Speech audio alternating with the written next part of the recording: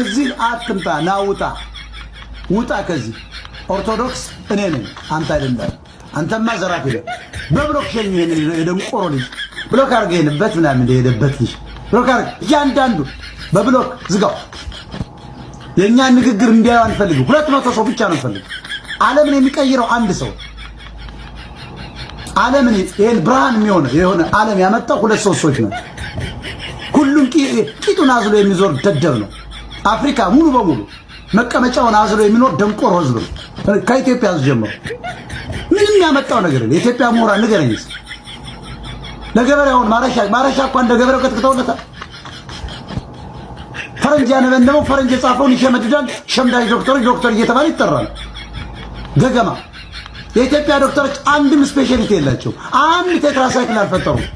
ፈረንጅ የጻፈውን ፈረንጅ የተመራመረውን ያነባል አይኑስ ከሚጠፋ በመነጽር ያነባል ከዛ አንድ ቴሲስ ይጽፋል እሱ ደግሞ አርቲፊሻል ኢንተለጀንስ የሚጽፍል ነው ከዛ በኋላ ዶክተር ይባላል ይሄን ደንቆሮ ትውልድ ይዘን መንቀሳቀስ አንችልም ፈጣሪ አይደለም እንኳን ተራው ስለዚህ ይሄን ስንናገር በድፍረት ነው